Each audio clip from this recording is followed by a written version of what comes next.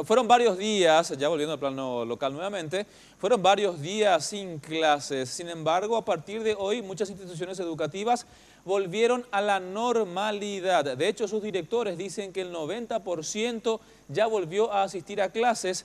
Alumnos que, por supuesto, esperan que se concreten finalmente los acuerdos firmados con el MEC. A tempranas horas de este jueves, con nuestro equipo de prensa llegamos a la primera institución que fue tomada por al menos 30 alumnos, el Colegio República Argentina. Aquí la gran mayoría de los estudiantes retomaron las actividades, según indicó el director Luis Castillo. Los alumnos ya vinieron todos felices, contentos, cada uno ya en su clase, con sus profesores, ya desarrollando normalmente las actividades escolares. Es una alegría de mi parte porque uno en el lugar de trabajo donde uno viene, lo único que quiere ver en mi situación es ver a los chicos ya participando y activando dentro de la sala de clase, ¿verdad? Y eso es lo que está pasando, gracias a Dios, en nuestra querida institución. Profesor, un logro bastante importante para estos chicos. ¿Qué esperan ustedes a partir de ahora en adelante, después del acuerdo firmado con el Gobierno Nacional?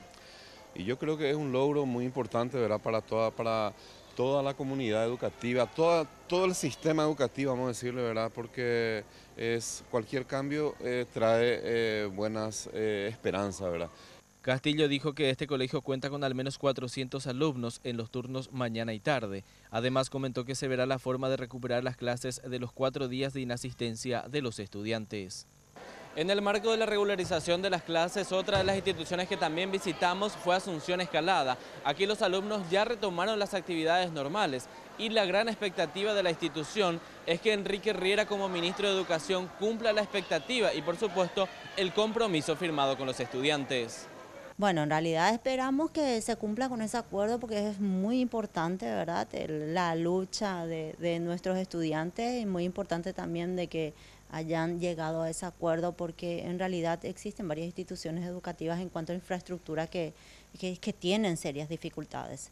En nuestro caso no es tanto, pero en nuestro caso la dificultad radica en que nosotros no tenemos título de propiedad, por ejemplo, y el FONACIDE no puede invertir en nuestro colegio. Entonces, imagínense que en un momento dado nuestro colegio requiera de una inversión bastante importante en cuanto a infraestructura y que no podamos tener ese apoyo, esa ayuda por el hecho que no tengamos títulos. En esta institución asisten unos 1.700 alumnos divididos entre los 2 turnos.